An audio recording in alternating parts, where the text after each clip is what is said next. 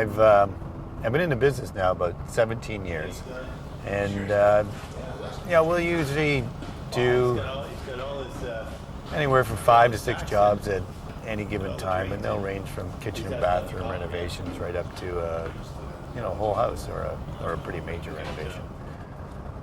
So it keeps us hopping.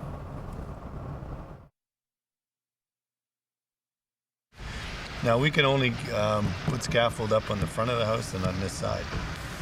I don't know what we're going to do here. What about the driveway? This new job we got coming up, it's a third-story addition and a mudroom. The biggest challenge is figuring out how we're going to get all the material up there. There. Yeah. Here you'll be able to work off the roof. There's a driveway here. Here you can work off the roof. Yeah, but there's a driveway here. I know, but I don't know if we set scaffold up for it, we got to take it down the same day. Can't leave it up for the neighbors. The scaffolding saves a ton of time, but it's very costly to put up. But it makes the job go that much quicker. I mean, you can imagine these guys trying to work off ladders. I mean, it just wouldn't happen.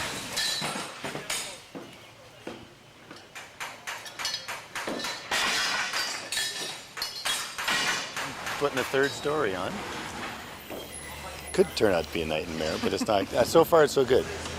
Everything's going well. The carpenters are great. Weather's been great.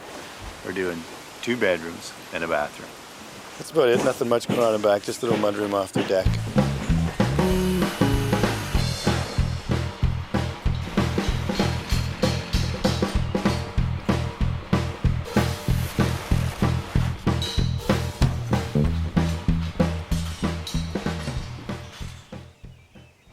I had introduced Jim, suggesting that he may be possible candidate for the job.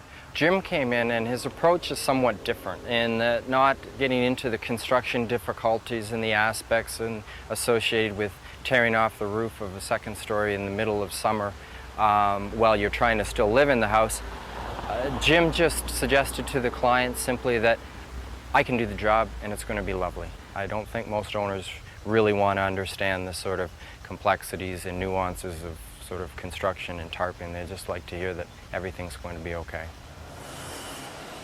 I don't know if we're going to see the homeowners. He's not around, and she's not around for the whole duration of the renovation anyway. She's up north of the cottage, so the odds of seeing her are going to be pretty slim.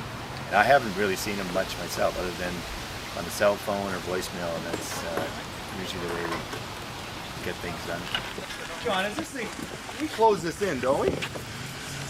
Does this gets closed in, doesn't it? Yeah, this is just going to be floor over. Because the old skylight is over. That new one is being used. The old one's going to be used. Yeah. Well, I'm going to talk him into getting a new one. Because that thing will just leak again. So, John, this will all be sheeted today? I hope so. Go on, John, say it. What are you going to say, If man? Neil would have been back earlier, it would have been done.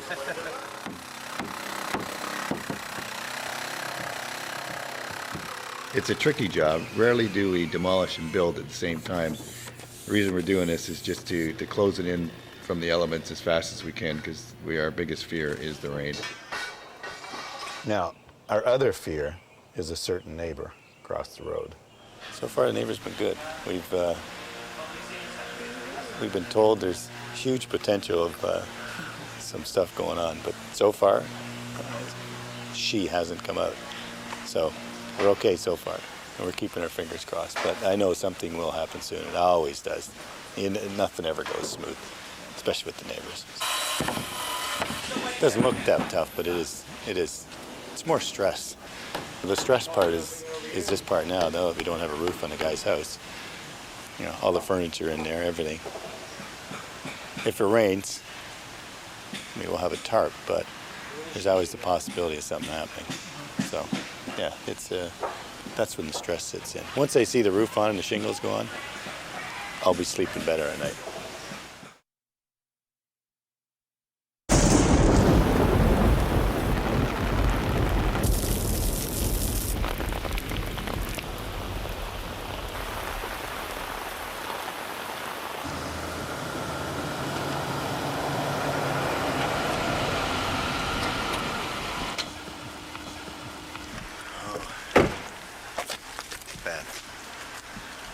Bad.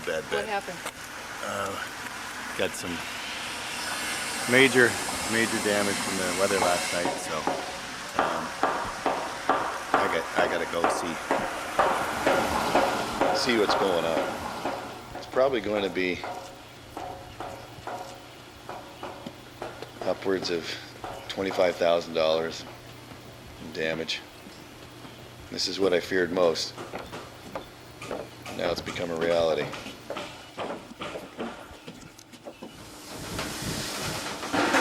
Got most of it under control.